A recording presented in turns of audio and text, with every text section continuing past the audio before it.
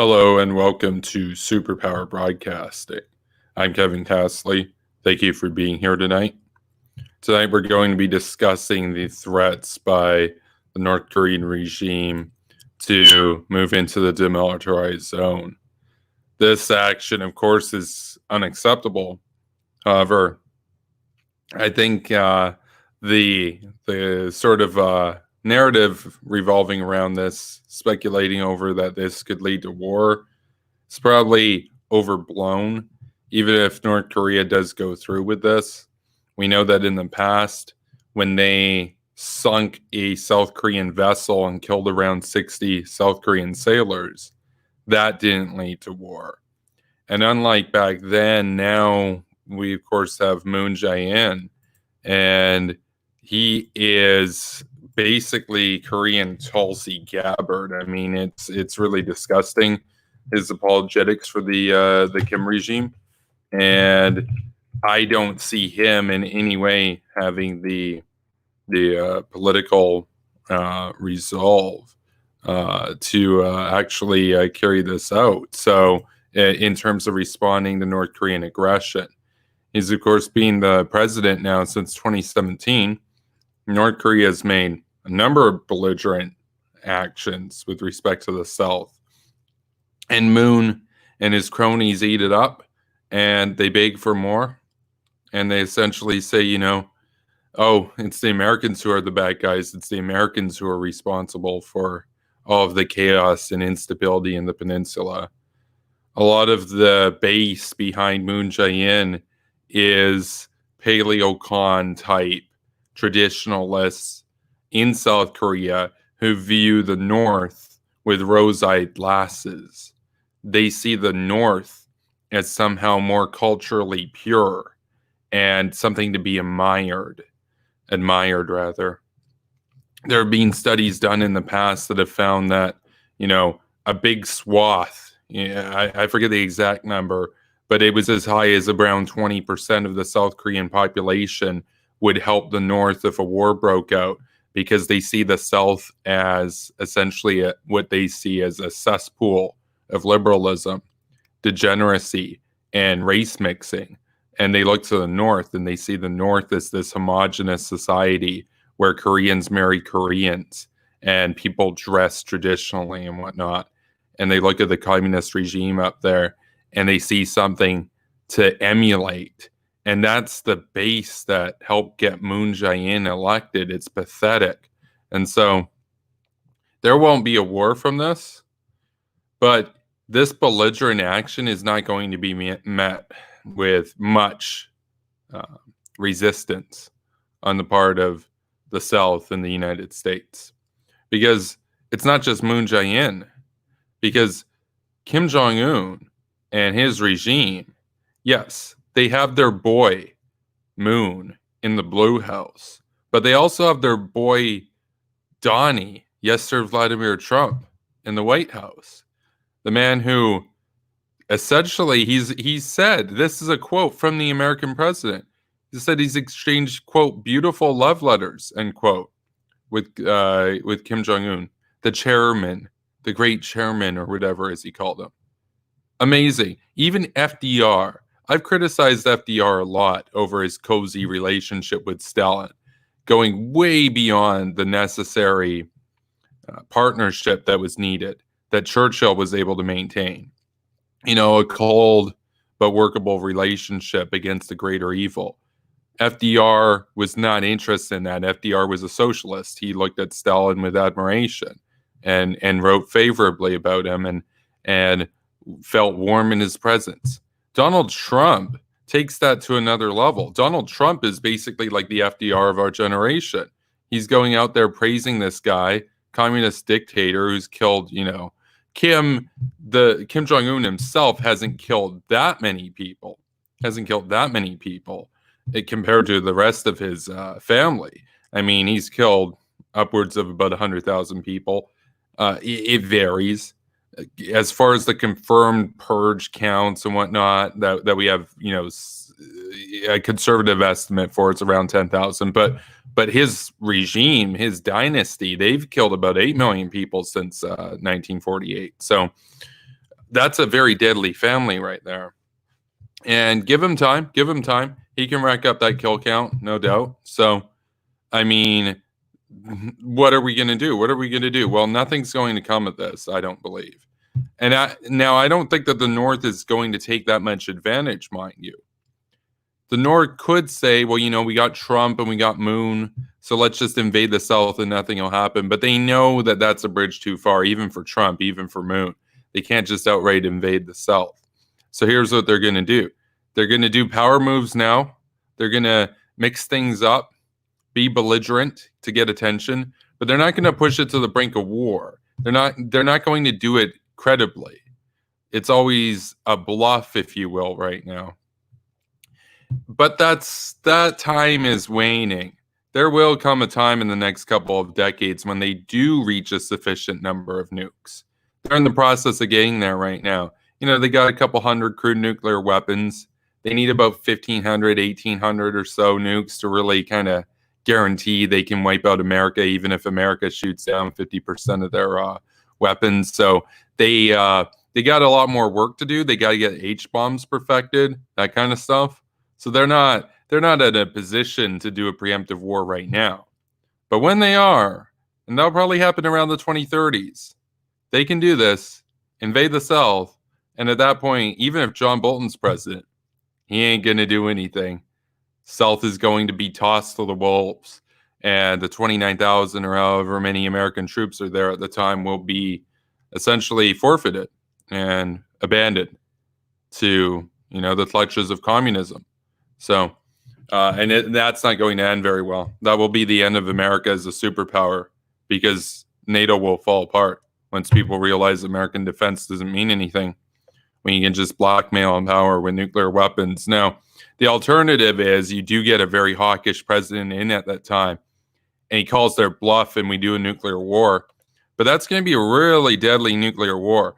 I mean, people talk about, it's too late, they've got nukes. It's like, yeah, they have crude nukes right now. Just wait until they have H-bombs and they're the ones starting the war. So you're better off with a small-scale, limited nuclear war right now to get rid of these guys, and then to wait for the big nuclear war that actually sees the destruction of a lot of U.S. cities, even if you do shoot down a bunch of their missiles. So it's a mess. It's a mess.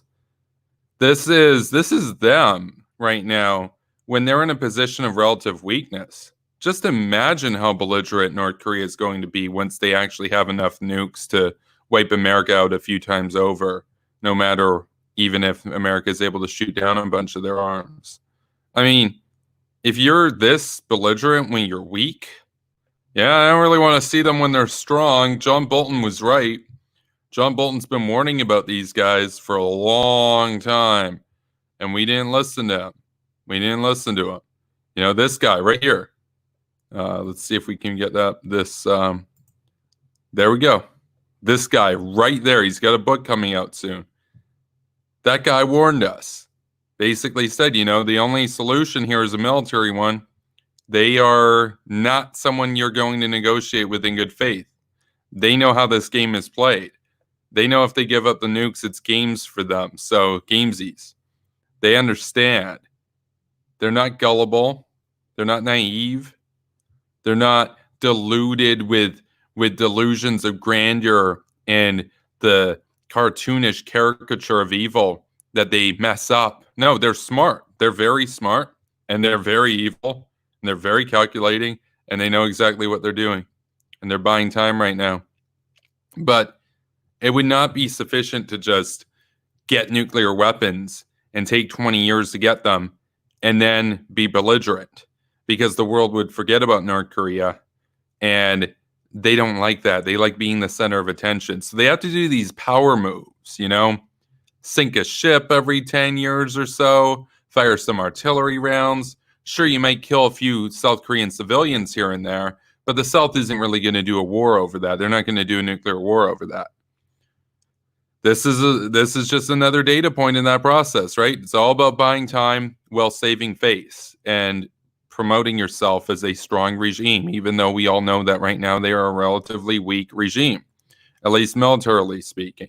Internally, they're very strong. I mean, nobody's ever going to be able to rise up from within. That's not going to happen. If you're hoping for a revolution over there, if you're hoping for an Arab Spring in Korea, yeah, good luck. Good luck.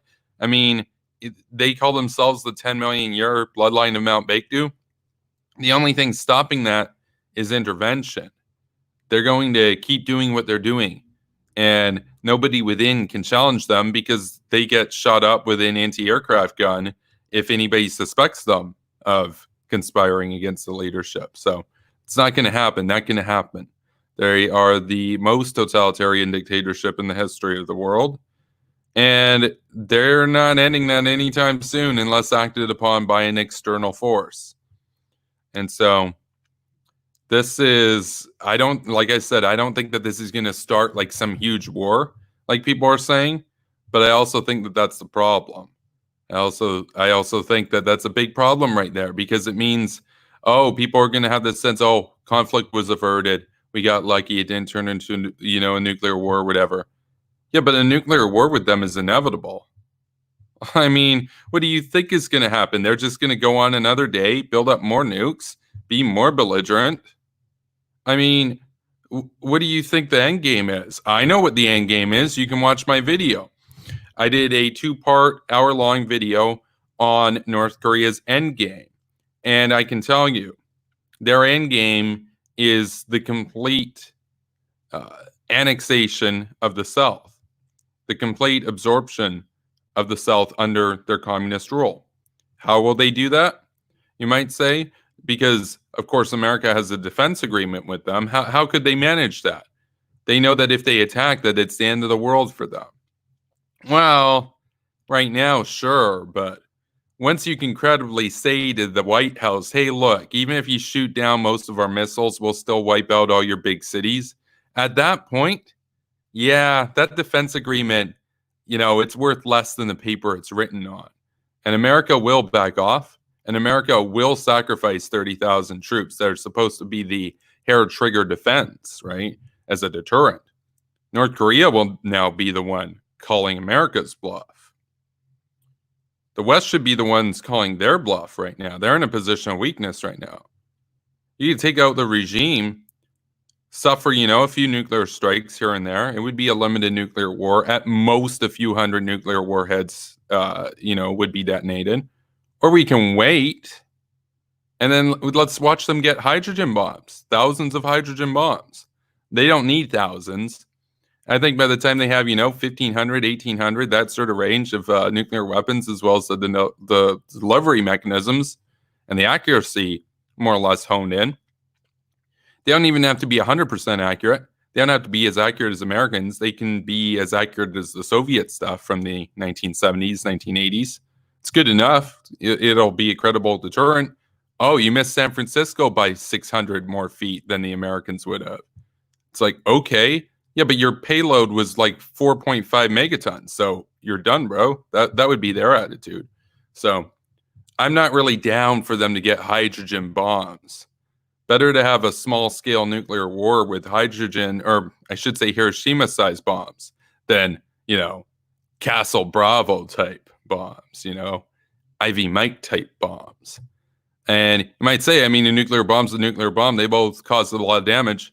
Check out the footage of the Trinity test, the first, nuclear test, about 15 kilotons. Check out the range that they're filming it from, a few miles out. Then compare it to the Castle Bravo test, which was a hydrogen bomb. They're filming from, if I recall from watching the test footage, that's one thing I used to like to do in some of my free time, was just check out nuclear test footage that's available. It's really interesting to watch these things go off. And you're listening to the narrator, who's he's a U.S. Strategic Air Command voiceover guy. And he's got, this bass transatlantic accent from like the 1950s. And he's there, and he's just like, the base of the frame is 50 miles. The height of the frame is 30 miles. And you're looking at this thing go off, and it looks bigger than the Trinity one. When the Trinity film, the cameras were like 10 or 11 times closer, and you're like, oh, you do the math on that. Oh yeah, it's about 1,000 times more powerful, right? So there's a big difference between an H bomb and an A bomb. It's basically the difference between, a standard conventional bomb and a nuclear bomb, an atomic bomb. It's 3 orders of magnitude potentially or more, I don't really want to play around with that. John Bolton doesn't really want to play around with that. Unfortunately, Donald Trump and Moon Jae-in, they want to play around with it. They want to just hope that North Korea will go away as they get hydrogen bombs and consolidate their regime into the future. It's pathetic. It's pathetic. So take a look at the chat. Thank you for being here, everybody. We got 6 viewers on YouTube, 1 viewer on Twitch. Definitely go follow on Twitch if you haven't done so yet. We gotta get up to 50 followers. We're at, I believe, 30 right now. Link is in the description below. Yeah, Jaeger DePedo right here says North Korea needs to go down 100%. And the only way that's going to happen is with a war. And you might say, oh, but war is bad. I like peace. Yeah, but peace is good if peace is an option. Peace is not an option. The option here is war right now and a lot of people die, or war down the road and a hell of a lot of people die. So what would you rather have? It's kind of like World War II if it happened in 1936 and a few million people die, or World War II and it happens in 1939 after Hitler's had some time to build up and, 50 million people die in Europe. So what would you rather have? So I'm just going to send Jaeger the link if he wants to come on. Jaeger's always good to talk to. Smart guy. Hawk-pilled guy.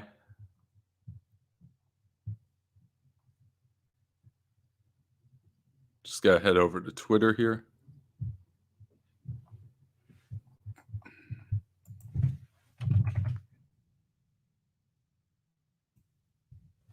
Oh, yeah, I always get confused trying to find him because, yeah, that's right. He goes by Archbishop of the Warmongers over on Twitter. Yeah, send him the link. KCA Randy says small-scale nuclear war. I don't know that is a thing. Yeah, it's a thing. It happened against Japan.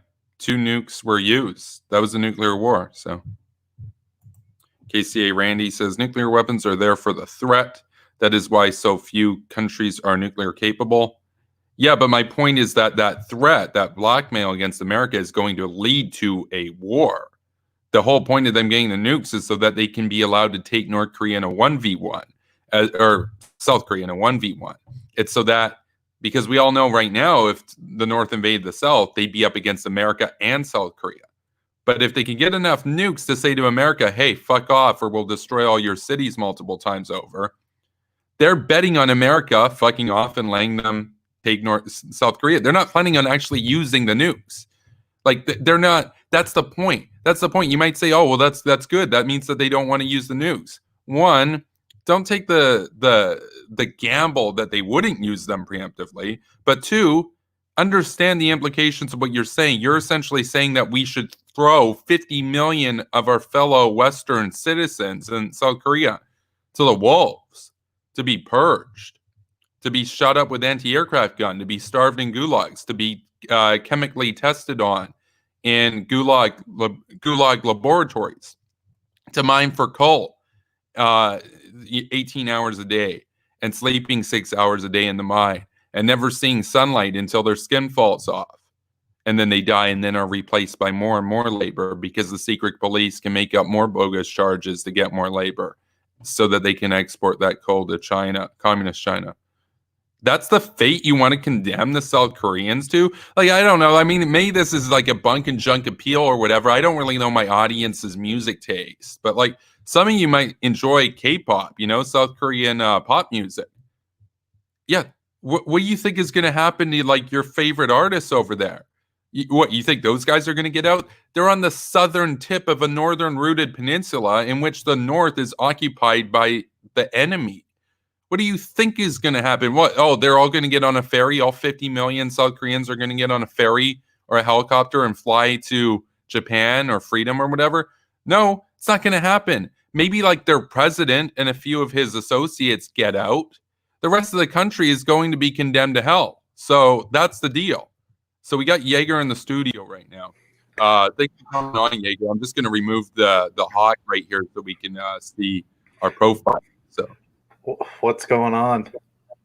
Oh man, it's always frustrating trying to get across North Korea's logic to people who kind of think of them as like a meme from like the interview. You know, that's the sense that I kind of get, because it's like, you know, no offense to anybody in the chat, it's just that's a common perception, is that they're a joke. It's like, no, they're smart. They're evil, but they're smart. It's like Stalin. Yeah, he was a bad guy. He was also brilliant as hell. So yeah, that's what makes him scary. So just want to respond real quick to Anthony in the chat. He says, we do not negotiate with terrorists. Well, I don't negotiate with people who listen to K-pop. Oh man. I mean, the North Koreans, they have their own K-pop. They have their own K-pop. They've got like common K-pop. It's like 1980s-ish sounding, more eerie kind of music. Kind of sounds like, you know, some Suzanne Soonfor kind of stuff going on, mixed with like some Cyndi Lauper, mixed with like Stalin, basically, if you want to take a look at it. That's enough reason to go to war with them. I mean, I've listened to a lot of their music. I mean, let's keep it real. The only thing that they have over the South right now, apart from the nukes, is that their anthem is actually better than the South. The South has a pretty watered down anthem, not really invigorating, but it makes sense that the North has a much more invigorating and inspiring anthem, because when you're starving, they need something to keep the people going, you know? So they got music. So well, and they have their god, Kim Jong. Oh, that's true. He's their leader. He's going to lead them into the future. Well, they got Pantheon. They have the eternal. They have the eternal president Kim Il Sung. They have the eternal first secretary of the party, Kim Jong Un. Or no, he's the eternal general secretary of the party. And then when Kim Jong Un passes, he'll be the eternal first secretary of the party. So together, they're three gods. Do you think if he lives on forever, because I know he's kind of grooming his sister, but if he eventually has a kid and the kid gets old enough, do you think there's going to be a power struggle there? There could be a power struggle there. Here's the thing about the North Korean system, though, is that they're really brutal when it comes to the family rivalry. Like, he killed one of his brothers. He killed his uncle. She's going to have the advantage over his kids because she's going to be older than they are. So she can have them removed when Kim's incapacitated or whatever, and so that they're not a problem. So I think that she will eventually become the great leader at some point. I think it's inevitable. I mean, they're not grooming anybody else, and it's the nature of that regime that they don't have backups. Like, it would defeat the narrative of the divinely inspired leader if they had grooming multiple people. They only groom one. Kim Il Sung groomed Kim Jong Il. Kim Jong Il groomed Kim Jong Un. He didn't groom all three of them and then decided on Kim. He knew which one he was going to choose and then groomed him for power. He thought the others were effeminate and listened to Eric Clapton, and he was right on the second one. So, you know, I mean, that's what got him. Well, and the Disneyland thing too. That was the other one though. So Disneyland Tokyo. Maybe we should send in Silver Corp and just take them both out. You know, with their airsoft gun and going into daylight. Natalie says, wait, the DPRK is making moves. Well, I mean, they're always making moves, but it's like the question here is anything substantial going to come from this? I don't think there will be. Even if they actually do go into the DMZ, the South isn't going to do anything. Like, they're going to let it happen because the South is weak. They have Korean Tulsi in charge right now, Moon Jae-in, who's going to say, you know, but Kim is a brother and, you know, he's actually the good guy and stuff, and we're the bad guys. So, isn't there like an endangered species living in the demilitarized zone? Oh yeah, many for sure. Like there's wildlife and stuff in there that doesn't really exist anywhere else in the world because nobody's gone there for like 70 years. So, wonder what a hunting permit would cost over there. Oh man, I can just imagine you like shooting stuff right now over there, and it like sparks a war. like on the like south versus north, and you're like the first shot fired, and you just like storm into the north, and you're like, well, I mean, if they're gonna interpret me, killing like game or whatever over here, well, might as well just you know use some rounds on the Korean People's Army. You just see like Rambo go in there and just like fuck up a village and stuff, I don't know if I'd do the village, but it would probably be advantageous for the world to take out the Kim dynasty. Oh yeah. I mean, that would be. I mean, people say they're like, you can't do it because they've got the artillery pointed at Seoul, and it's like, yeah, but pretty soon they're going to have H-bombs pointed at Seoul, so it's a non-argument. Like, what's the alternative? We waited till they level Seoul anyway, so on their terms. But I don't know if I'm going to go to that level of vigilantism, especially in the region where the odds are it's probably a 99.9% chance you get caught because you're taller than everybody else. Oh yeah. It'd be a giant over there. They're like 5'5". That's right. The average South Korean is 6 inches taller than the average North Korean. And of course, the average white guy from like Wyoming is going to be a lot taller than that. So, yeah, isn't males over there like 5'3", and then females about 4'11" in North Korea? Oh, in North Korea. Yeah, it's around there. In South Korea, I think they're like 5'8" or so. But that's right. Around there, 5'8", 5'9", yeah. As a 6'2" dude, there's no sneaking around. I mean, like if you have any body mass, you're a giveaway, even if you were short. And if you have height and body mass, they're immediately going to know you're like one of those dirty capitalist pigs, the Yankee pigs, the Yankee devils, But they seem to like Dennis Rodman. That's true. That's true. I mean, they also had, I believe, one of the tallest guys who ever applied to join the NPA. He was from North Korea. I forget his name exactly, but he's one of the tallest basketball players ever. And he's from North Korea, which is like stunning because he's like the 0.00001% height distribution over there, like percentile wise. Like, and he's like almost 7 feet tall or whatever. Like, I think he was over 7 feet tall. And he appeared in the Vice documentary when they went over there and they were following Rodman, and Rodman was coaching their national basketball team. And there's this player there, and he wasn't able to get into the NBA. He would have been drafted, except the sanctions prohibited them selecting players from North Korea. So, Yeah. I mean, pretty crazy though, because the average guy over there is like almost 2 feet shorter than him. So, what are the odds that's some sort of genetic modification? I mean, they do a lot of medical experimentation on gulag prisoners over there, so you never know. You would need a lot of like nutrition. Like that's one of the issues with as far as height of people around the world. Why some countries have taller people than others. It has to go back, ties back to nutrition. So, man. Yeah, I mean, we got a question or a comment from Dirty Dancer, one of the patrons of the channel.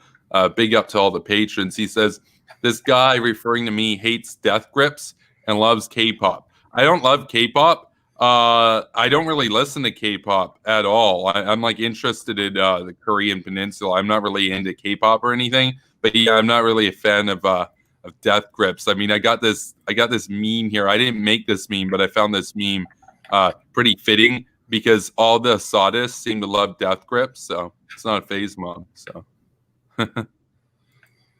that dude. Oh well. We got. Oh, they're saying the name of the basketball player. I'll see if that name is actually. Yao Ming's in China. He was 7'6". Yeah, they're. What's the other name? Oh, Ha-Sung Jin. Let me just see here. That's the correct one. Oh man. No, that's a South Korean professional basketball player. No, it's a different guy. His name is in the Vice documentary where they go over there and celebrate Kim Jong-un's birthday. Really, I mean, Vice really went. I mean, they do some interesting reporting, but like they really went down the drain in terms of the quality of their reporting over the years. I mean, they used to be so base. Like, I mean, when those guys would like sneak in and like cover like, you know, the cannibal warlords of Liberia and go into like the Congo and stuff. And now they're just like woke billionaires, basically, who like, you know, they lost their luster. They're kind of washed up now. And it's kind of cringy these days. But they used to be. I mean, they used to actually be on the cutting edge. So, you know.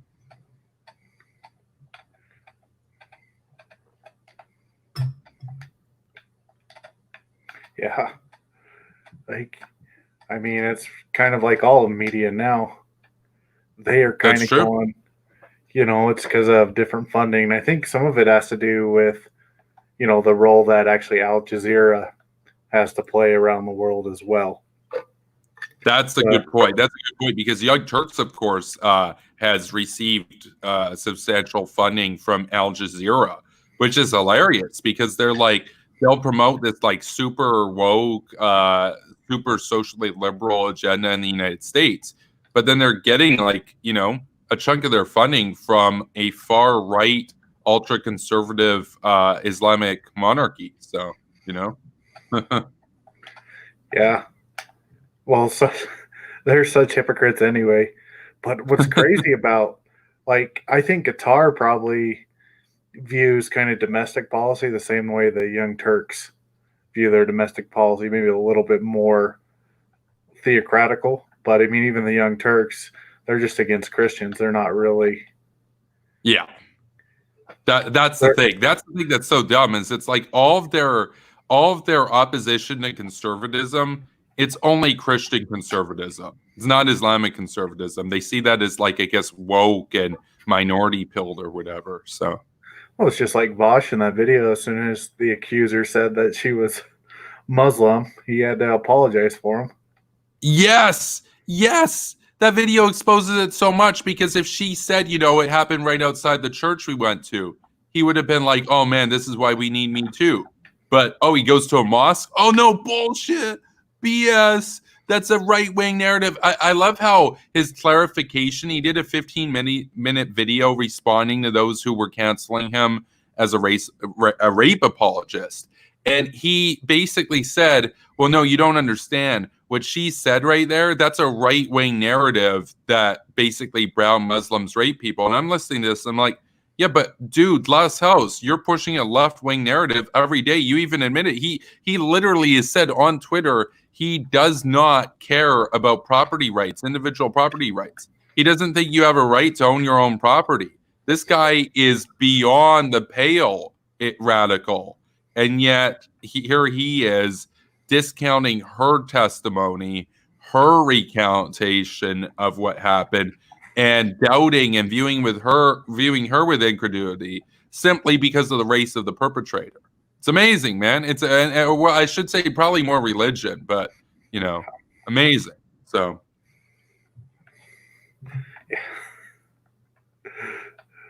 well, I imagine at some level there's some level of hypocrisy, regardless of the political kind of where you fall. There's going to be something that people can take and view as kind of hypocritical in your positions.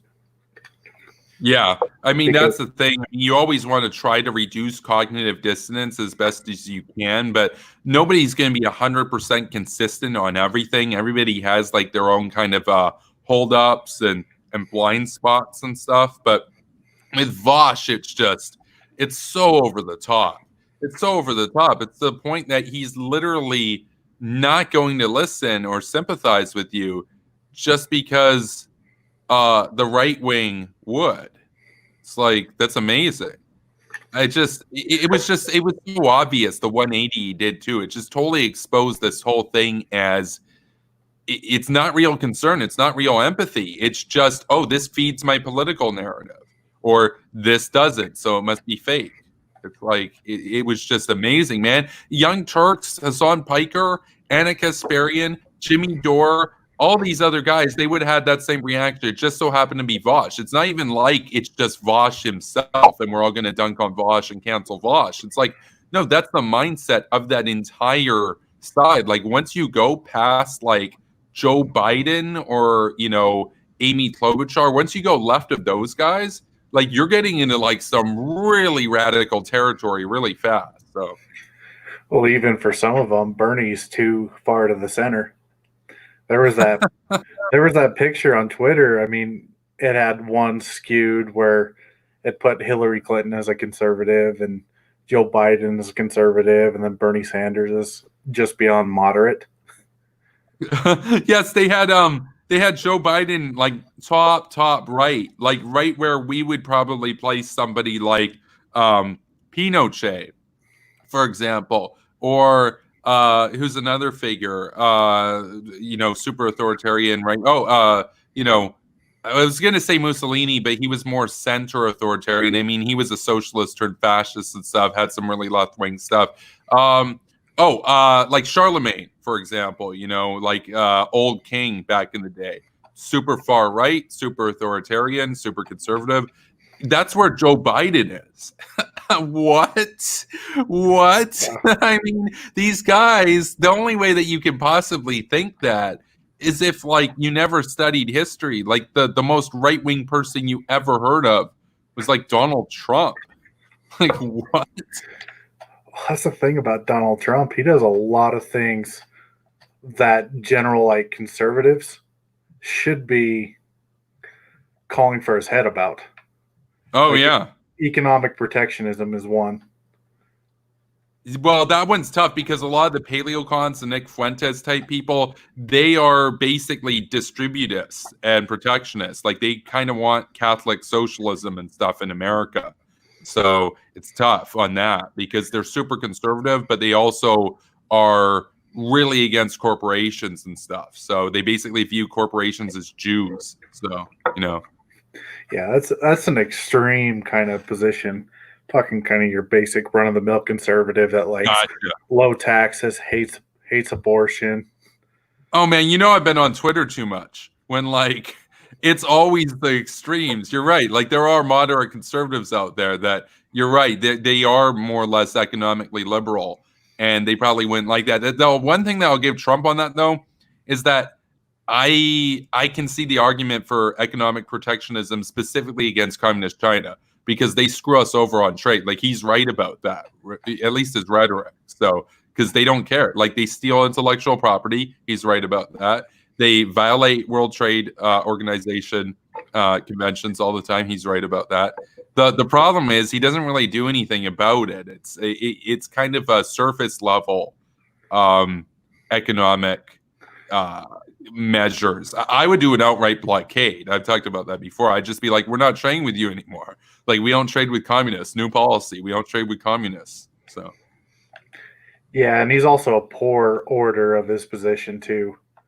Like he has a difficult time explaining it in a way that like people who are intelligent can understand. It's so simple.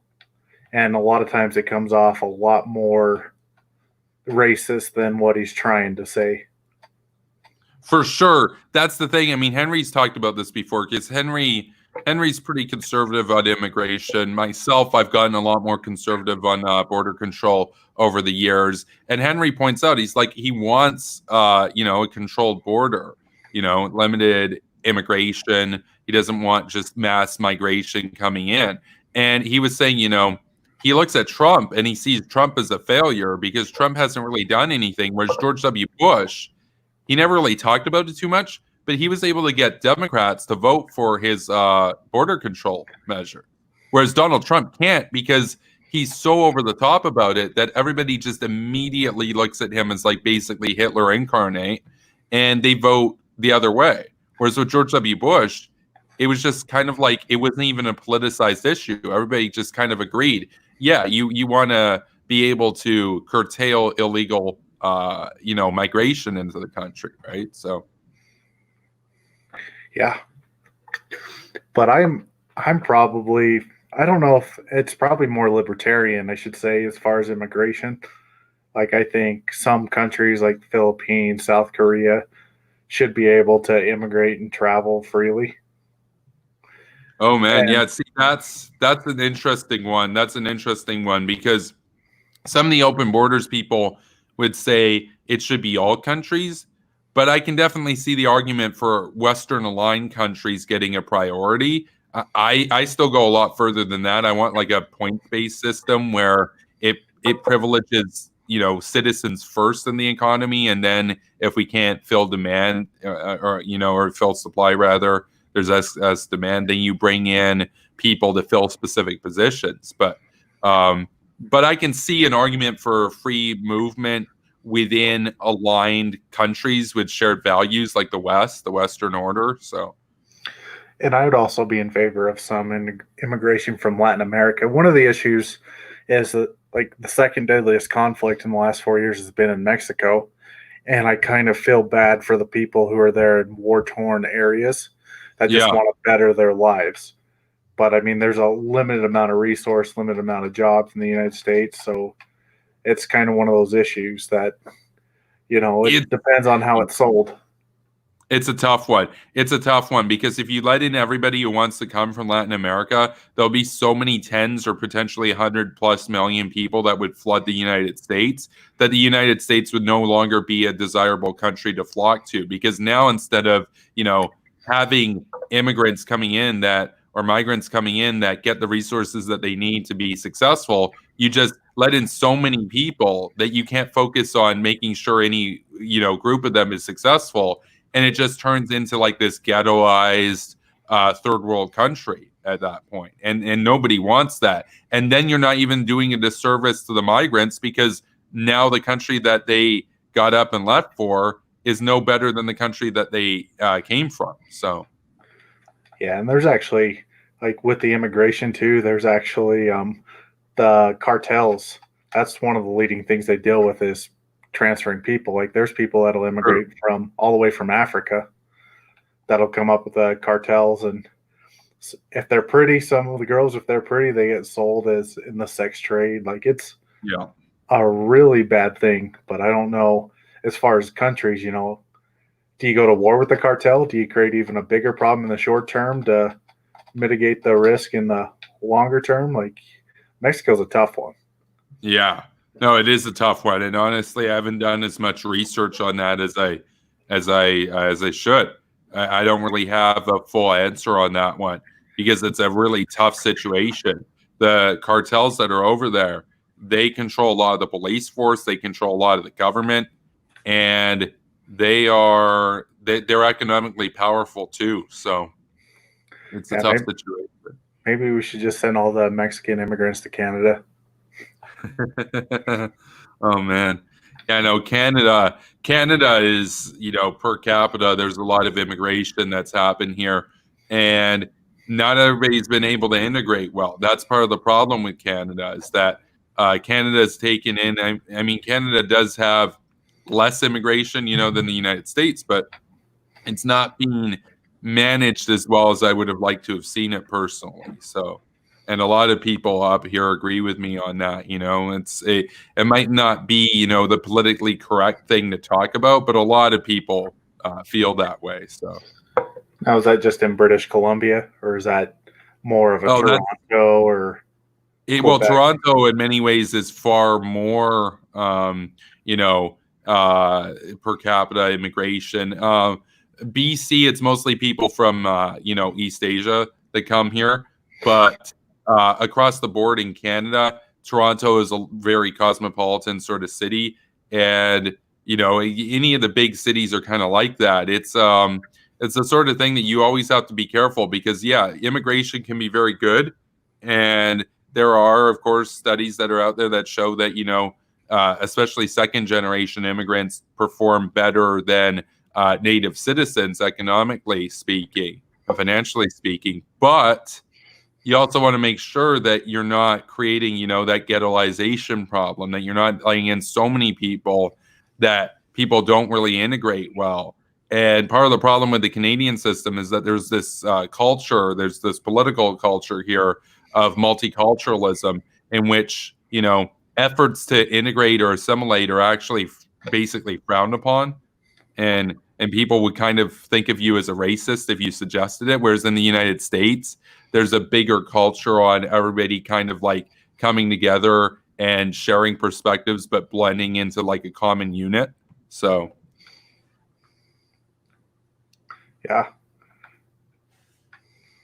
I prefer the American model. So in that respect, so yeah, the U.S. done a really good job getting people and then having them be successful. One of the issues in the United States, some of the people that have been here domestically that are stuck in an area where they're always in poverty, and some of that I think is due to the welfare system and the incentivized to stay on there rather than hop off of there.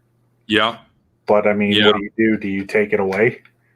Do you Well, start welfare. people?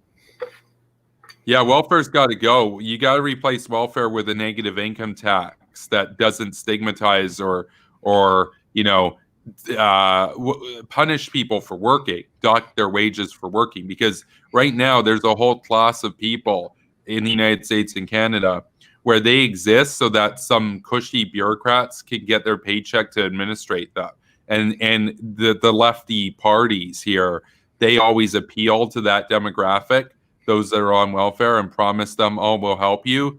But then they don't, but they market themselves as the party that helps you so that they can get, arguments again in 4 years to get reelected. In other words, they're basically a vote cow for like the Democrats and the Liberals and the New Democrats up in Canada. It's unfortunate. Whereas the Republicans, on the other hand, yeah, it might not be popular to say get rid of welfare or whatever, but if you had a legitimate replacement, I think that the Republicans would do a really good job on this if they advocated for, a Milton Friedman style negative income tax, because then now you're not saying, oh, we're going to throw you to the wolves. Now we're saying, yeah, the standard of living that you have right now won't change, but we're not going to punish you if you want to take a job, that sort of thing. Yeah. And then all of a sudden, all those bureaucrats that administrate them, they would lose their job, because now it's just based on your tax filings. It's not based on, these means tested bureaus or whatever, where you got to go in and queue up at your welfare office and all this stuff. It's a really stigmatizing thing. At least that's how it is in Canada. So, yeah, and one of the things that would prevent if they did that. So when I lived in Iowa, there were people on welfare. I knew a bunch of people on welfare. They gamed the system so they'd only work enough hours, and because they didn't want to make too much money to get off of welfare. Yeah. So they would kind of just game the system. They would just say, well, I can't make this amount of money. I got to make the maximum amount with the government paycheck and then the hourly wage. So rather than try to improve themselves, they would work Taco Bell for 24 hours a week and then get their welfare check at the end of the day. Yeah, that's true. That happens too. And that kind of exploitableness can happen in negative income tax too. But part of the issue is that you're going to be a lot happier altogether if you go far beyond that threshold. Like, yeah, if the difference is $1, then yeah, you're better off, gaming it like that. But if you now set up a system of more prosperity, where now you're choosing between, thousands of dollars more by working, now all of a sudden you're creating an incentive where people can really get off of that crutch, right? But of course, the Democrats in the U.S., the Liberals up in Canada, the NDP especially up in Canada, they have a disincentive to get rid of the system or reform the system, because they don't care about helping the people. They care about having talking points that they can use to appeal to these people every 4 years, but actually do nothing, so that they can come back and say that they'll be the savior or whatever. And of course, those bureaucrats, they get their paychecks at the end of the day to basically do nothing. They don't perform a useful service for the economy.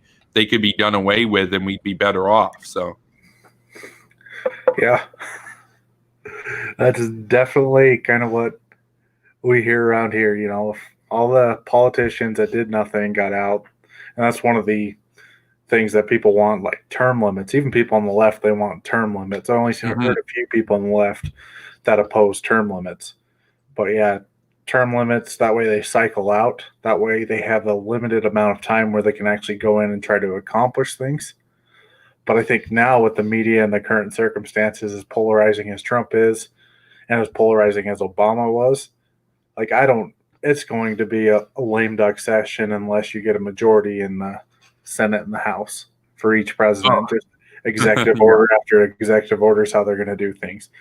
And then using the Supreme Court to hold those executive orders or turn them into law.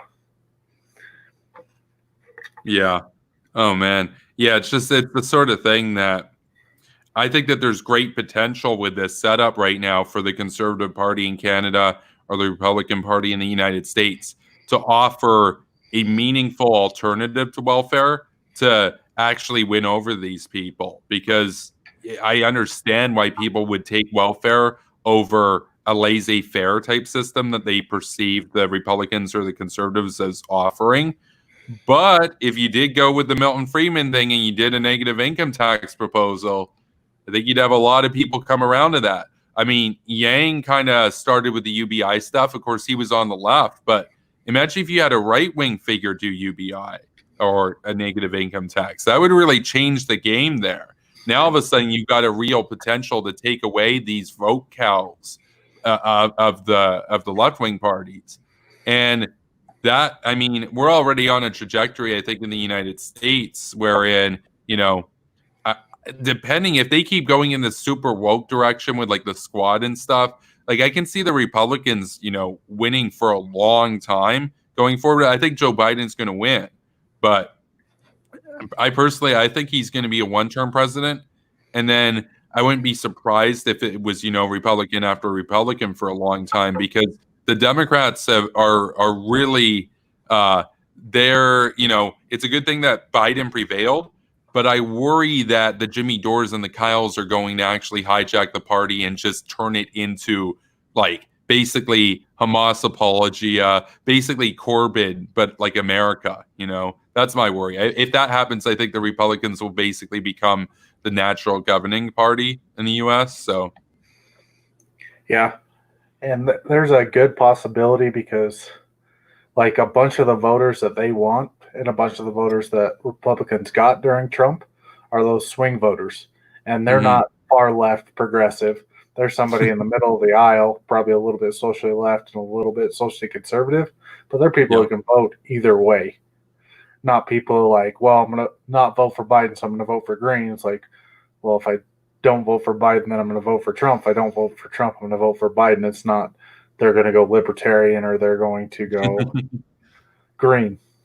So I think the progressives, their biggest like voting body is all online, and they think they're a lot more popular than what they are compared to the regular people in the country.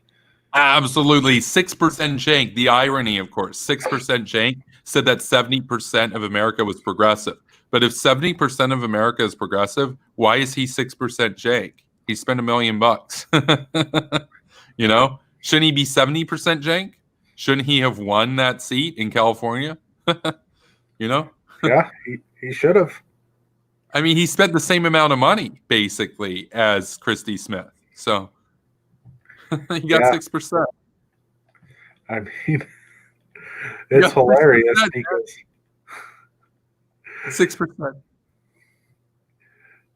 You would think he could do a little bit better.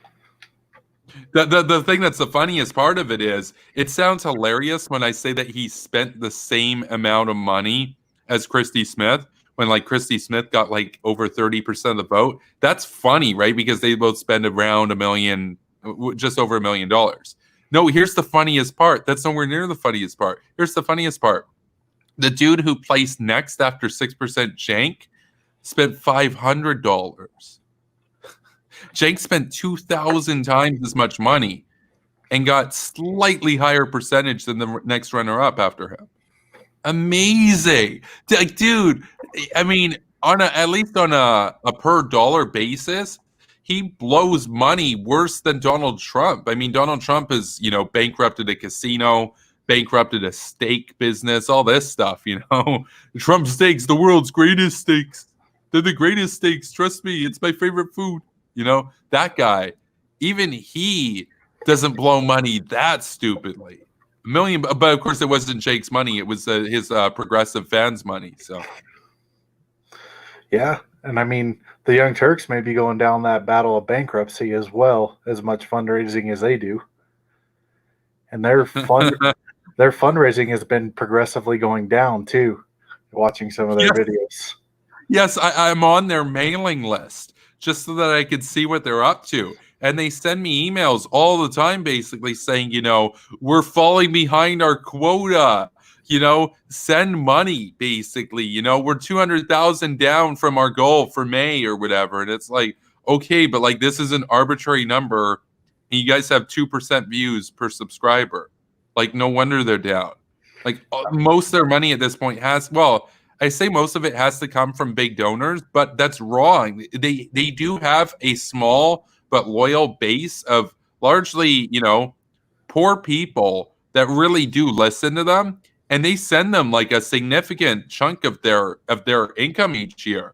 Like what is it? Like 0.5%, 1% of their income maybe? And you're like, okay, that's not that much money, but it's like if you're making $20,000 a year, that's a lot of money. So, Well, that was a meme back in 2016 with the Bernie supporters spending their paycheck on campaign contributions to Bernie Sanders rather than buying food. Yes. And then Bernie Sanders has like 3 houses. He's literally a landlord. He's literally a millionaire. By the way, he doesn't talk about the millionaires as the problem with America anymore. After he became a millionaire, now it's the billionaires. The billionaires are the problem. Yeah, that's the ticket. That's him. Well, so that the money he raises in his campaign, he can't use personally as far as buying homes and stuff, but he can convert that into his Senate campaign. So then he's safe in the Senate. Like he can, there's only campaign contributions. There's only so much you can do with it. Like you can find ways to make it disappear or go here, but the idea is where if you enrich yourself and you get found out that you're enriching yourself directly through campaign contributions, then you'll go to prison. Mm-hmm. So there's only so much you can do, but I know in 2016 he just dumped that all into a Senate campaign, and a state like Vermont, millions of dollars into a state of Vermont. His supporters were pretty fat. 2018 I think is when his Senate campaign was, but he outspent everybody in the whole money and politics thing. He gets it from small donors. Well, it's still a lot of money. I want to go to a comment. We got Simon the First or Simon I. Anderson here saying attacks on the Korean border currently ongoing. But I checked in another tab here, typed in Korean DMZ to see if there's any news. I can't find any news of actual attacks occurring right now. So if you have a source there, Simon, definitely link that in the chat and we'll take a look.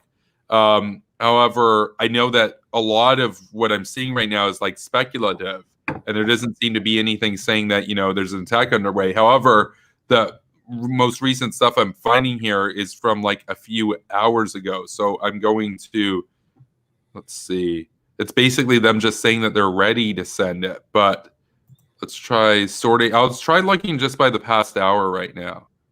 Can't really... Yeah, I can't. It's just rhetoric I'm seeing from their part. But again, if you got the sources or source, I definitely want to take a look. I mean, obviously, that's what this stream was originally about. And we will be wrapping up the stream fairly shortly. I got to be up pretty early tomorrow, but it's always a good conversation with Jaeger here. Let's see. But yeah, getting back to kind of what we were talking about, though. I mean, yeah, he can't use it for personal expenditure, but I mean. It's the sort of thing that Bernie to me just strikes me as just, it's not even so much that he's a grifter. It's that he's so incapable of compromise that he's never going to have a shot in the first place. And so in that sense, it's like you're throwing money to the fireplace, basically. Because it's like, even if he became president, even if they got their dream and he became president, okay, he's going to have a red House and a red Senate probably. For most of his administration. What's going to happen? Even some of the blue dogs too, they're not going to vote with Bernie. That's I true. That's true. That's a good point. I Even know Cenk would say that. I know Joe Manchin in West Virginia. Uh, he votes with Trump a good portion of the time because that's Yeah. representative of West Virginia, state Yeah. that voted for Trump overwhelmingly. If he started voting with AOC in that, he would be thrown out of office. So No, it's no, absolutely. You're right. You're right about that for sure. For sure. And the Republicans, they don't really have an equivalent. There isn't really like Republican light. I mean, you could talk about a couple of them that were saying that they might vote to not confirm Kavanaugh, but those guys eventually went along and confirmed Kavanaugh back in the day. So the Republicans don't really have like their equivalent to Joe Manchin, who like votes with the Democrats a lot. The Republicans have a stronger command of the Senate. And if Bernie came in, oh, imagine 2 years after that election, just how big the Republicans would win. Like, they might be able to get, a super majority. They might be able to get 60 seats in the Senate, So, yeah. Now we talked a little bit earlier about the Democrats and what they could do, but I see the same thing over on the other side of the aisle, depending on where the Republicans go as well. Because looking at what got Trump elected was some of his economic protectionism. And so if the Republicans go back to the free market thing, like a Romney or a McCain more on that side of the aisle, they could lose just as well because Pennsylvania is now in play. And so with Pennsylvania in play, I think the Democrats shoot them in the foot with the Green New Deal. But if the Republicans aren't going to step in and help out some of the people on the Rust Belt, I could see, a Democratic president for the future as well. It depends on which way the Republicans are going to go. And of course, they go to the alt-right or that direction, they will lose almost every no, time. for sure.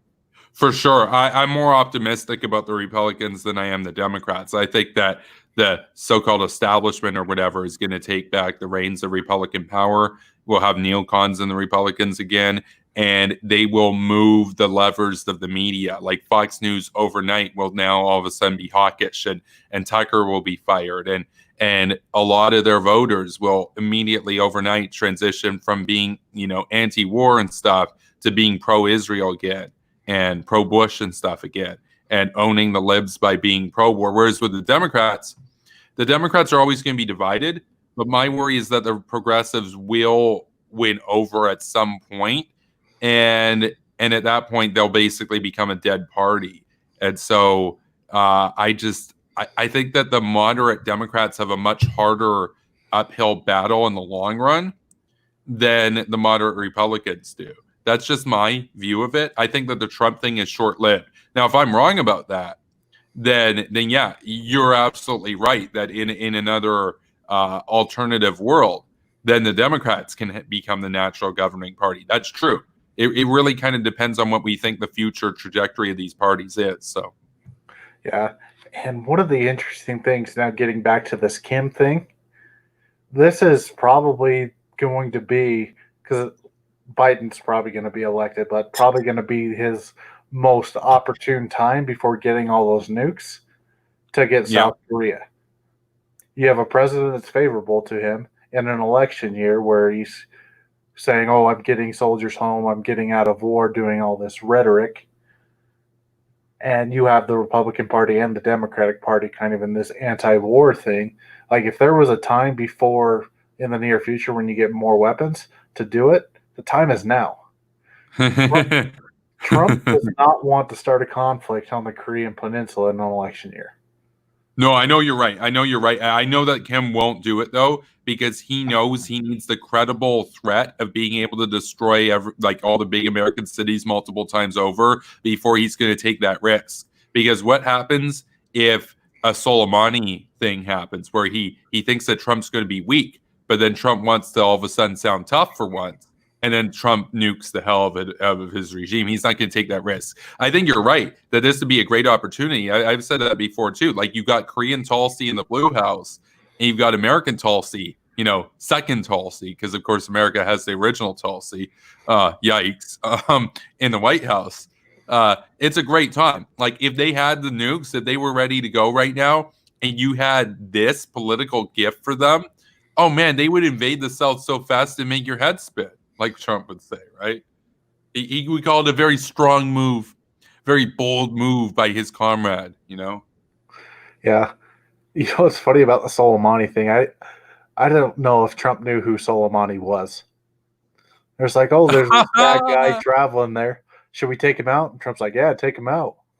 No, you know what? There's some evidence. There's some evidence for your argument, because when they asked him, what do you think of the Quds Force? He said, oh yeah, the Kurds, they're a great ally. There's no way that when he said that he knew who Qasem Soleimani was, because he didn't even know what a Quds Force was. Yeah. So there's definitely, like, even if you're wrong and he knew who he was, as recent as 3 years ago, in other words, for almost all of his life, he had no idea. So that's a fact. So. And I mean, he knows who Kim is, obviously, so he's not. They're buddies.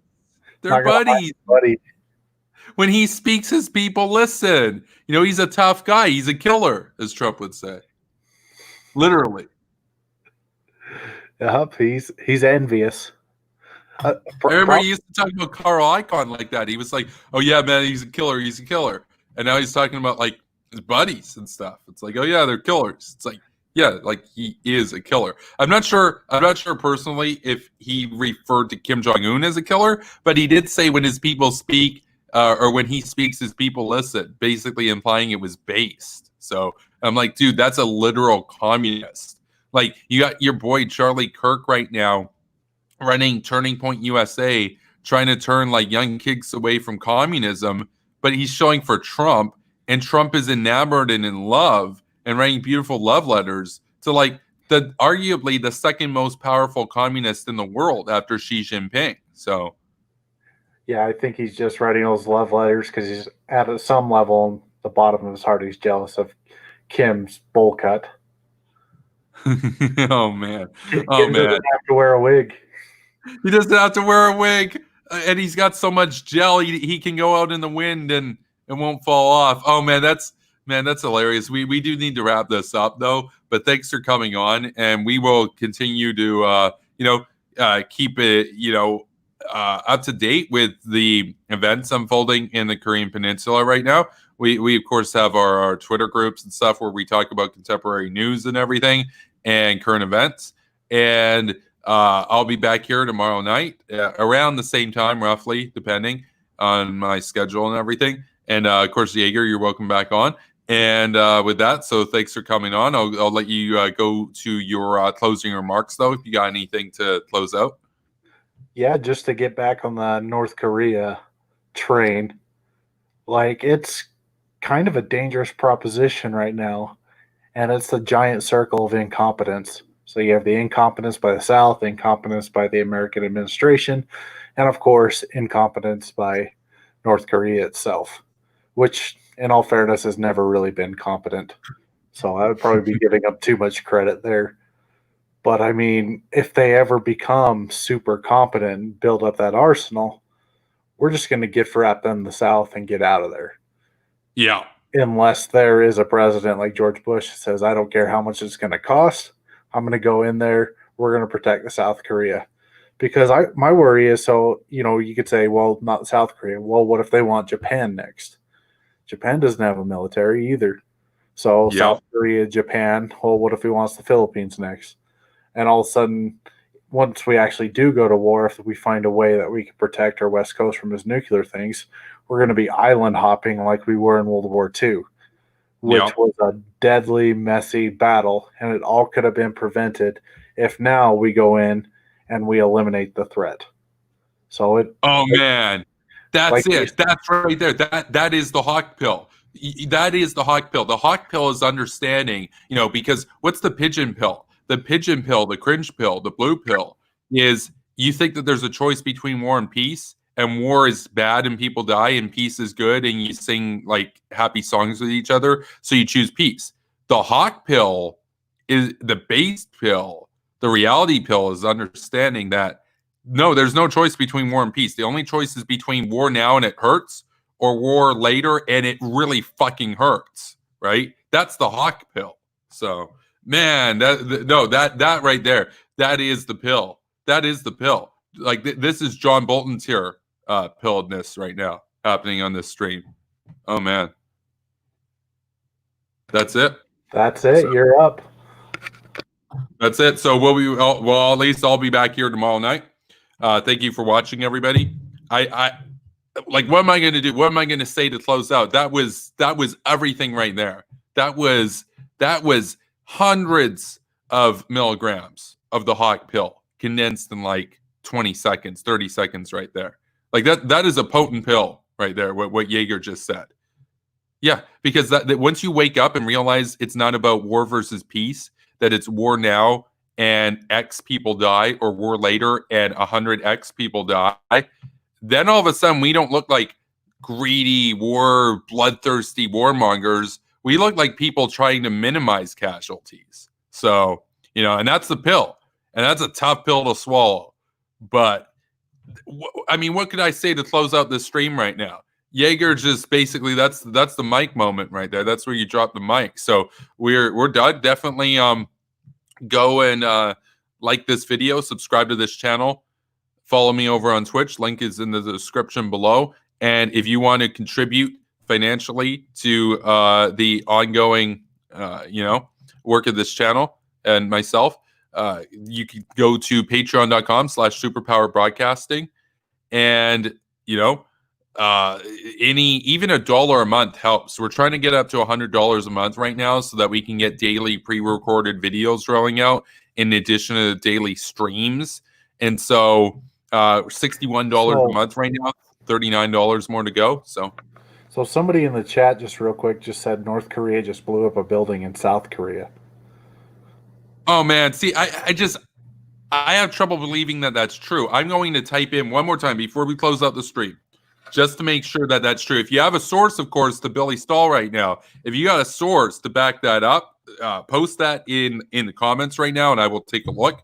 I'm going to search right now to just kind of refresh what's going on right here and sort by past hour and see if we got any reputable news sources coming in attesting to the veracity of that claim right there. See, I'm not seeing anything. I'm just seeing rhetoric. I'm not seeing anything about buildings getting blown up. Like, where are you guys seeing this? I'm not seeing anything. I'm not sure if this is trolling, like fake news, what's going on, because both of these accounts I've never seen before. Like, if it was like Dr. Zayas or like Dirty Dancer said this or Anthony Roberto said this, I'd be like, oh shit, like something just happened. But like, it says it's on Twitter at Lookner. Okay, well, I'll take a look there. So yeah, he doesn't have a picture of it being blown up, but he says this building, the Inter-Korean Liaison Office, North Korea may have just blown up. They had threatened to do that in recent days. Oh, there's no way that just happened. There's no way that happened. That sounds like fake news. Like, I mean, maybe, like, I understand that to Billy Stahl here that, like, I appreciate the link. The other commenter never backed up with a link, but you did back up with a source. So, like, I obviously it's true that this guy's reporting that. But I mean, if they're going to go and blow up the Inter-Korean Liaison Office, there's a good chance that nothing comes of it still, because, of course, they sunk a Navy vessel back in 2010 and killed like 60 South Korean soldiers, and the South didn't do anything. So they could get away with it. But that's a serious escalation when you're blowing up targets in the South. So Yonhap News Agency in Seoul, South Korea said that... Well, Yonhap is legitimate, so yeah, it says they blew it up. Yeah, I'm seeing one right now. This is being brought through Thomson Reuters Foundation News. I need to by Reuters. Okay, Seoul, June 16th. North Korea appears to have blown up an Inter-Korean liaison office located in its city of Kaesong. So that's important to note. Kaesong is in North Korea. It's several kilometers over the DMZ there. However, that city was basically, during the Sunshine era, it was open for commerce, where South Korean companies, it was basically a special economic zone, kind of like what you could think of as like Macau or Shenzhen in communist China. It was a special zone where capitalism could take place, and South Korean companies would contract out North Korean labor to build stuff in North Korean factories in Kaesong. This is the Kaesong complex, right? So let me just take a look at this right now. Like, we were going to close out the stream, but if this is true, I mean, that's huge news. So we'll see what's going on right now. We'll because the Kaesong industrial complex, it is. Yeah, well, we got NK News reporting explosions were heard. We have, yeah. So we got breaking news by Associated Free Press right now. This is over on Twitter. Just going to go to this right now. This is, and it's their actual page, 1.8 million followers. This is a verified account. They are reporting hashtag breaking. Explosions heard, smoke seen in North Korean border city of Kaesong. So it is their territory. Like, it is, officially it's sovereign territory of North Korea as far as it's recognized internationally. However, that is blowing that up. Obviously, it's not the same as blowing up, a government building in Seoul. It's not the same degree of an act of war or anything. But that's a big statement right there, right? So, the real question is, was anybody inside? That's the sort of thing. If they're just basically blowing up a building that nobody's in to show that they don't want to do diplomacy with the South anymore, that's one thing. But if there's South Korean officials in there, that's another, right? So we're going to have to wait for more details on the sources. But yeah, Nicholas is saying now reputable sources are reporting this. So it is, I will go back to Billy Stahl there. Thank you. I of course, those watching the stream know that I was skeptical. I was dubious. I was thinking, maybe it's a troll, maybe it's fake news. I appreciate you sending that information to us right as it's happening. So thank you, Billy. So your thoughts, Jaeger? I mean, obviously we're not going off air right now, but we'll keep going. I just tweeted Donald Trump. I said, yo, I know you're up. Do something, I think, to that effect. Oh, man. Oh, Nicholas is asking, how will Moon respond to this? Even if Moon has kind of strong rhetoric, it's going to be delivered in the most soy way possible. Moon's probably going to throw in some apologetics for the North, some sort of, close out the speech by saying, I hope that we can come back to the negotiating table or whatever. No, Moon is going to handle this the same way that Tulsi would, because he's Korean Tulsi. Like, they're literally the same person. He's just the Korean version of Tulsi. So, yeah, I mean, I wouldn't be surprised in the next couple of days they're seen together shaking hands. Oh, for sure. He's like, thank you for blowing up our building. Yeah. We apologize for putting that there. Yeah, we apologize for being capitalist pigs and race mixing crap lords. We hope that we can one day come around to your homogenous ways or whatever. Like, literally, like a bunch of his voters, they voted for him because they support the North and they see the North as like ultra conservative and like trad pilled and stuff. And they see the South as like, oh, there's girls, young college girls in Seoul dating Black American Air Force personnel and stuff. They see that as like the worst evil ever perpetrated since like the Japanese invasion and stuff. It's pretty gross, man. So there's a lot of racism. So do we know what started kind of this escalation? Like, what was the thing? His sister. His sister said, "Oh, we're going to send in the military," but that was it. They like, "Oh, we'll send in the military," and then they bomb a South Korean thing. Like, okay. Yeah, I just wanted to address Nicholas' comment here. He says, so this is a breaking story, info trickling in by the moment. Yeah, it is. We were right about to close off the stream, and then this happened. So we're going to keep updating the sources as they come in right here. So this is live as of a few minutes ago. So not more than 15 minutes ago by the looks of it. So So what's their next move as we're waiting in for sources The to come South in? or the North? The North. The South's not going to do anything. They're going to try to. I love how we don't even need to trust the South. We all know what's going to happen. It's like, what's Tulsi's next move after Assad gasses people? We all know what it's going to be. We all know she's going to have dinner with her boyfriend over in Damascus. And by her boyfriend, I mean Bashar the Butcher. So, Yeah, because the South, I mean, they don't want to go to war. They would rather make peace with North Korea and give North Korea whatever they want. But yeah, what interests like me more is Chamberlain. what North Korea is going to do. Yeah, no, that's right. Because That's absolutely all eyes are on them now. well, and they know they're like a shark. They can smell the weakness in the South. Like the South is so politically weak. I mean, even if they had nukes, you might as well just say they don't have nukes because their leader is weak, man.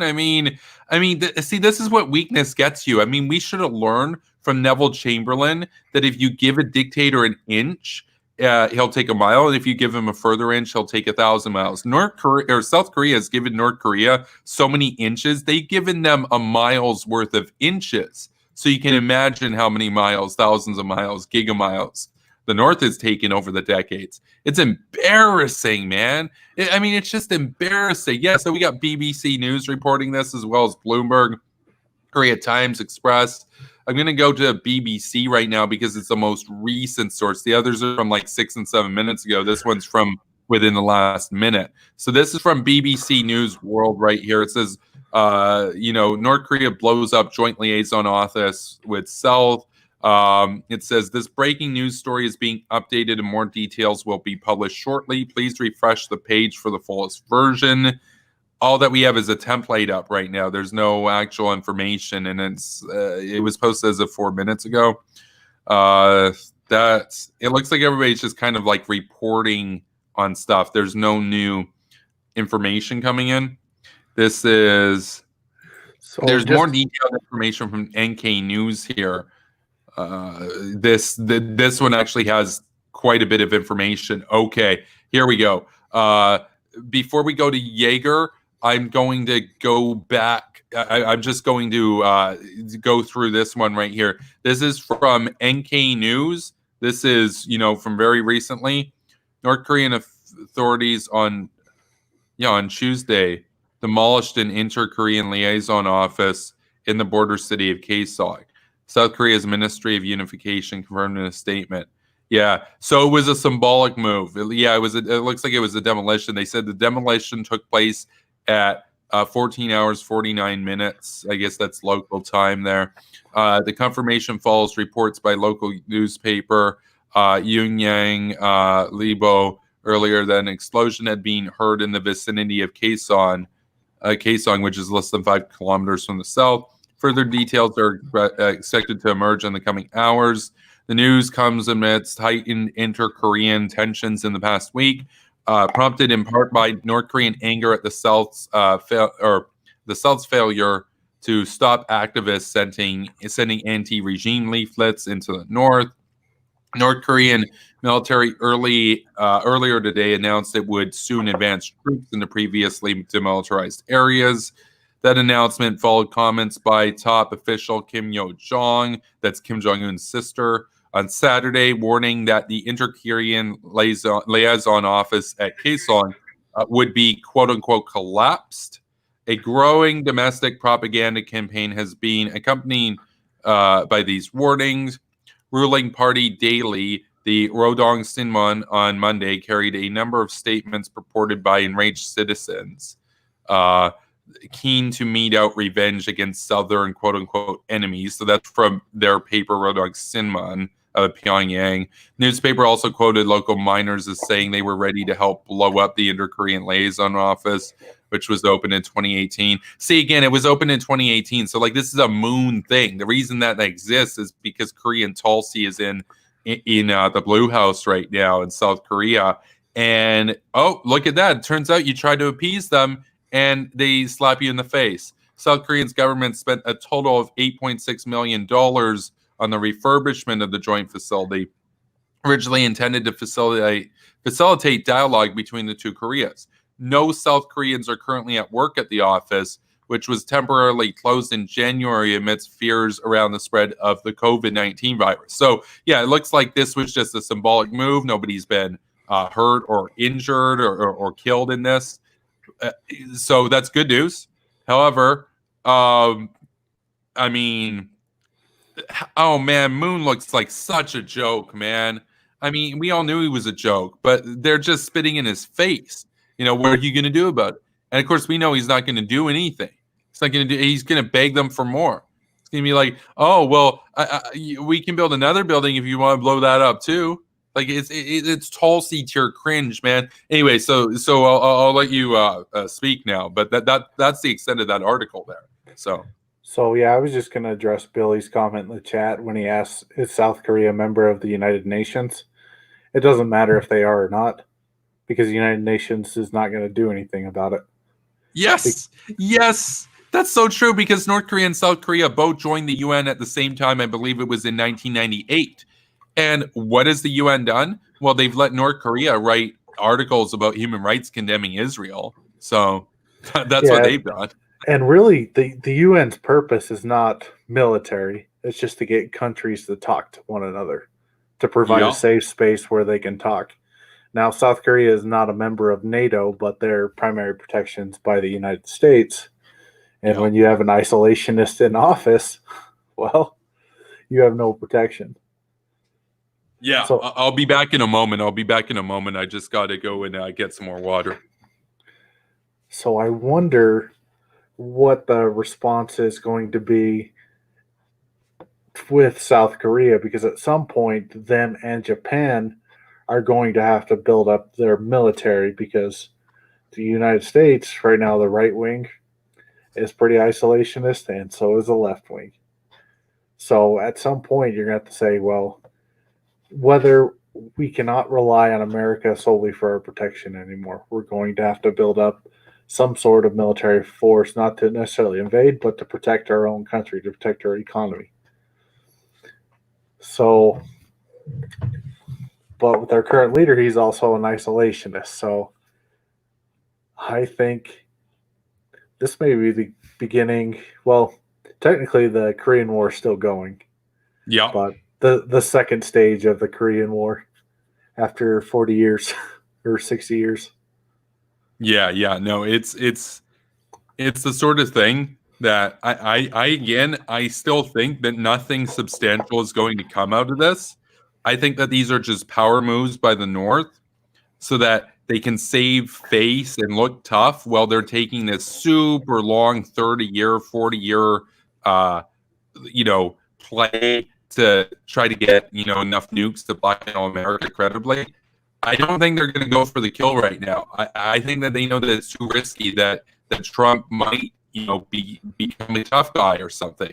They want it to happen so that, like you were saying before, what if you had George W. Bush hit and they did this, even if they had the nukes, then maybe George W. Bush would say, we got to do something. But I personally believe that even if John Bolton or George W. Bush were in the White House in 2035 and the North invades the South and the North has, several hundred hydrogen bombs aimed at America, over 1,000 atomic bombs aimed at America, and even if you shoot down 90%, you're still going to lose all your cities, your big cities. I personally believe that John Bolton would still say, you know what, we're going to let them take South Korea because, hey, look, if I was president back in the day, I could have done something. But they got us by the balls now, man. And we warned you, and we're hawkish. But, I mean, we kind of have to give it to them. That's what I think. I think even a hawkish guy, because what's the alternative? You lose Washington. You lose New York. You lose Toronto. You lose Seattle. You lose L.A. Multiple detonations per city.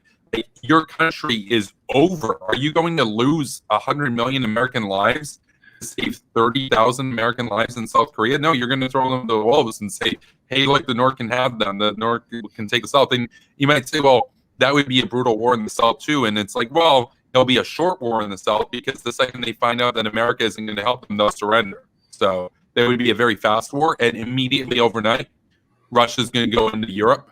China's going to go in the Southeast Pacific or Asia Pacific region because they know that American security means nothing anymore. And those countries will immediately call up those leaders and say, hey, look, what can we do so that you don't invade us? Because America doesn't mean anything. And within the span of like a week, America will go from the hegemon in the world to like the third or fourth most prominent power. And Eurasia will fall into darkness like overnight. From one time of saying we're not going to defend our ally. That's all it takes. Because then all those countries will be like, oh, well, I guess America doesn't have our back. I guess we have to come crawling to Putin and beg him not to invade us and then become a puppet state. You know, that's my view. That's why this matters. That's why it matters. It's beyond Korea. But the alternative, if you do act tough, it's a global hydrogen or a thermonuclear war. So, you know. Yeah, it would also be the fall of NATO. So then you'd have the Russian influence there on the Eastern European bloc as well. So, like, if North Korea gets away with it, Russia's going to be like, we can get away with it too, and then go in and restore some of the areas of the former Soviet Union. Yeah. Maybe they'll justify it just saying, well, they're Russians anyway. They already do. That was their pretext to go in and invade Ukraine. They claimed that there were ethnic Russians in the East, which is true. But it's like, there are ethnic Russians in the city I live in Canada. There are ethnic Russians in every corner of the world. That argument is such bullshit. It's such an obvious pretext for Russian imperialism. And yet we just sit back and we've got woke leftists, Noam Chomskyites, socialists, communists, anarchists in the West that will defend them and say, well, actually, that's their sphere of influence. They have ethnic Russians in Estonia and Georgia and Ukraine and stuff. That you don't understand, bro. I'm looking at this and I'm like, you're like against the American government. You claim to be like against bootlicking and stuff, and yet here you are showing for Daddy Vladdy. Oh man, it's so pathetic, dude. It's so pathetic. This is why I'm telling you, man. The second that North Korea unmasks America, you know, basically says, you know, we're calling your bluff. You're done. We just took South Korea and you didn't do anything about it.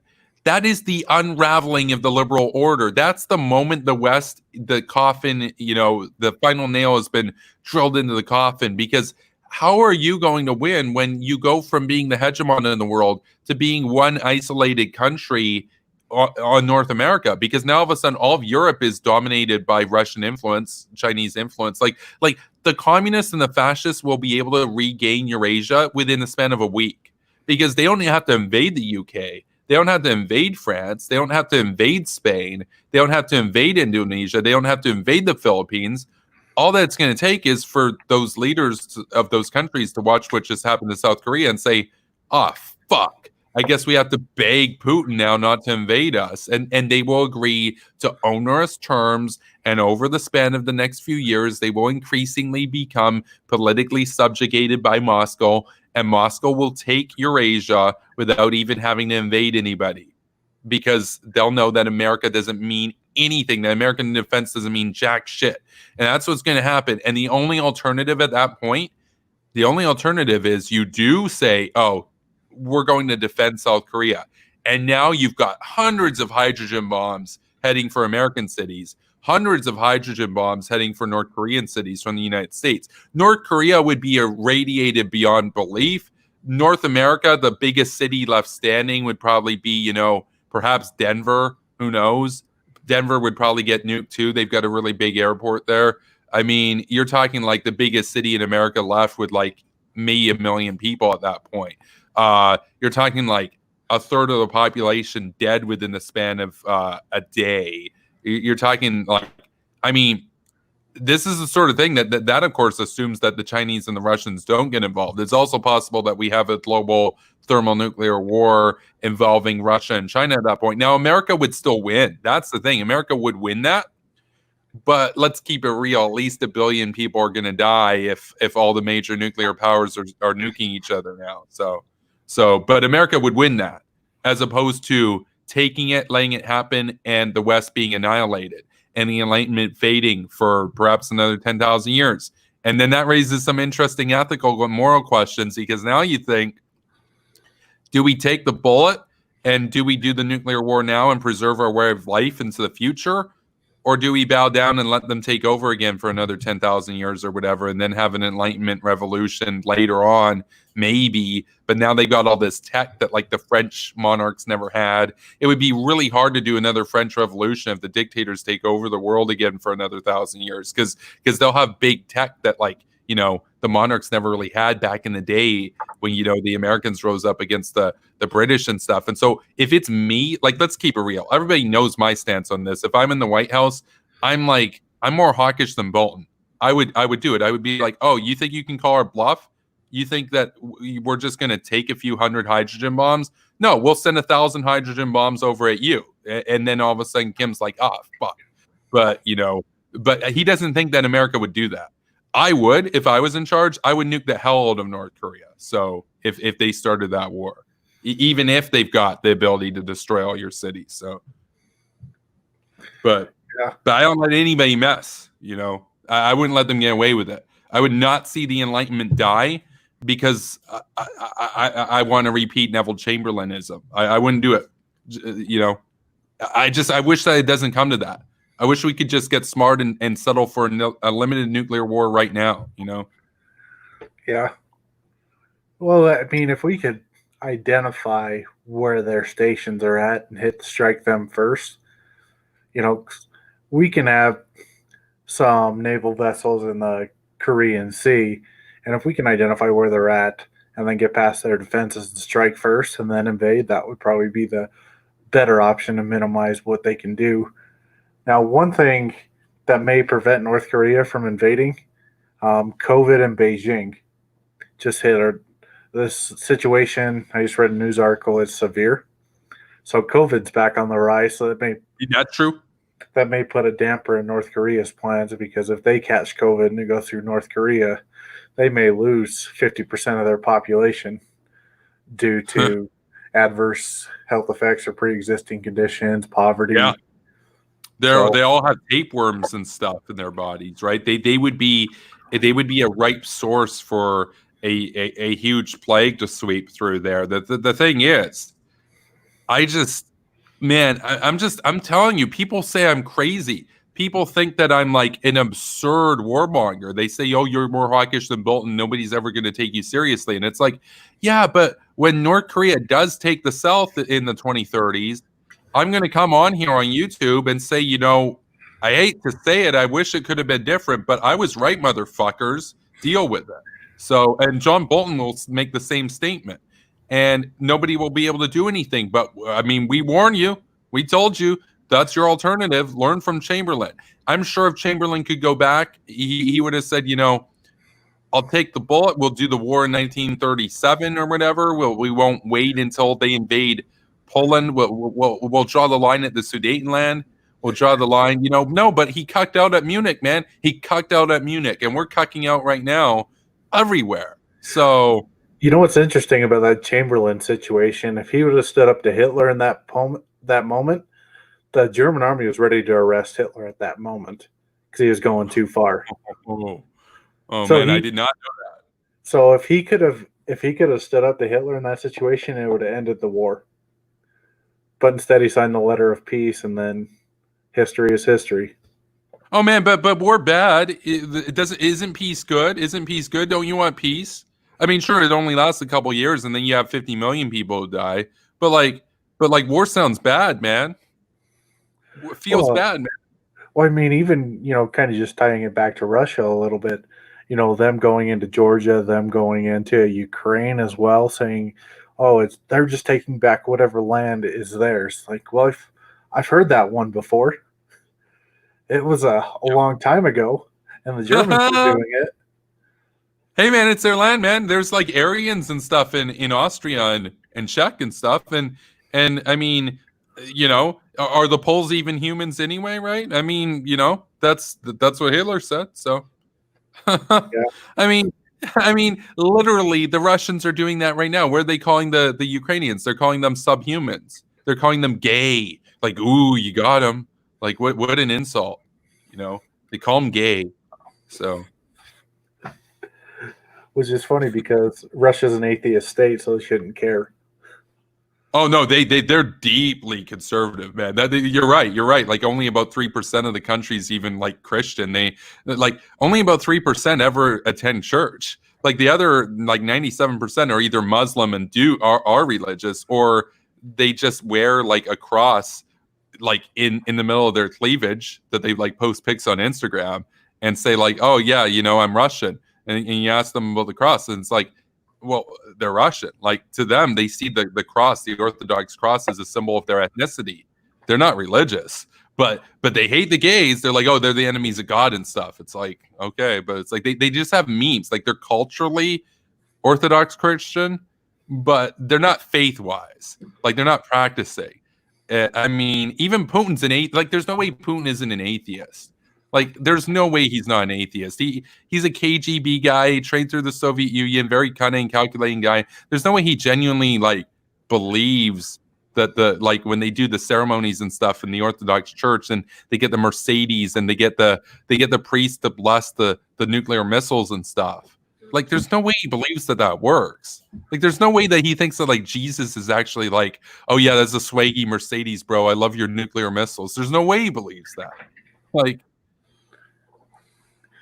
yeah, I mean, you can believe a lot of things if there's a lot of money involved. There's a lot of money involved. We talk about Bill Gates and Bezos competing for who's the richest in the world. Like, Putin has a net worth that's probably, 15 or 20 times what they've got. I mean, he controls at a minimum $1.5 trillion right now. Bill Gates doesn't control 1.5 million. I mean, Putin is a trillionaire. Like, that's not even debatable. That's the other thing that's so funny. Whenever like these Forbes rankings and stuff come out, it's like, okay, but you're really just comparing like private business individuals. You're not looking at like state dictators, man. I mean, Stalin was a trillionaire. I mean, in terms of the money that he controlled. Sure, he only had like a few rubles in his pocket when he died, but like he commanded well over $1 trillion of assets for 25 years, like multiple trillions of dollars, right? I mean, the Soviet economy, that was the second biggest economy in the world. He had 100% control over it. Anything he said goes. So it's like Putin has a lot of money in Swiss bank accounts too. The difference between Putin and Stalin is that with Stalin, it was like, yeah, he's controlling the state and the state assets are worth this much money. With Putin, it's his private money. Like he literally just takes the money from the government and puts it in his bank accounts. Stalin didn't even do that. Stalin didn't even have like Swiss bank accounts and stuff. So, yeah. Fresh News posted in the chat, said the Greece City Times news article states that apparently Turkey is planning to attack Armenia and Greece. Don't know how that will play since they're both in NATO. Well, Armenia's fucked. So, yeah, if they go to Armenia, nobody's going to stick up for Armenia unless it's Russia. Wait, Russia's pro-Armenia though. Russia's pretty big. Like Russia would destroy Turkey if they went to war, but I don't think they would. But Russia versus Turkey, if it's 1v1, I don't know, man. I mean, like, yes, Turkey has arguably a better logistics network and more soldiers that they could bring into that theater, but Russia's pretty big. Like, I mean, Russia can muster up a lot of forces to come down there. They've done it in the past. That Russia and the Ottomans fought a lot of wars back in the day. So yeah, but they're not going to go to war over Armenia. They're going to say they're going to try to make an agreement saying, well, we can get some of the resources out of here if there are any. Armenia is kind of poor in that regard. True, yeah. True. With Greece, if they launch an attack on Greece, that's Turkey's getting laid out, I would think, because then you'd have all of Europe to contend with. That's true. But yeah, Armenia, he would be allies with Azerbaijan, and you may get Iran in there as well. It's kind of that threefold. They're not in a good position. They will get laid out, and there's probably nothing the Russians can do to help them. Yeah, no, I mean, it'll be another genocide. Oh, without question, that's not even debatable. Like, it happened before, it can happen again. And then we'll have 6% jank be like, actually, I mean, it's fake news, bro. Like he literally up until like I think it was like 2017, he was still doing apologetics for it because he thinks like Turkey's the biggest and the best and all this stuff. It's pretty embarrassing, but That's we like the Turk nationalism. Like yeah. the Turks think that they're the greatest gift to the world, like just the general thing. So that's kind of where he gets it from. It's funny. It's funny, but I mean, we really do actually have to wrap this up. It's unfortunate. I gotta be up pretty early tomorrow. There are a lot of comments right now talking about like stuff going on in Israel, talking about Israel, and like there's all this like there's so much stuff happening in the world today. But the good news is I'm here streaming every day. So subscribe to this channel, like this video, go follow me over on Twitch, and fund my Patreon, patreon.com/superpowerbroadcasting. Once we get up to $100 a month, I will be doing daily pre-recorded videos plus these daily streams. So I'll be back here tomorrow around the same time. Jaeger's welcome back on. Always a good conversation with Jaeger. We had Jaeger do the closing remarks earlier, but then all this stuff came up. But I really do need to go to bed now. So we're just gonna, cut to the chase and everything and say, thank you to everybody for being here. I appreciate the viewership and have a good night, everybody. Peace.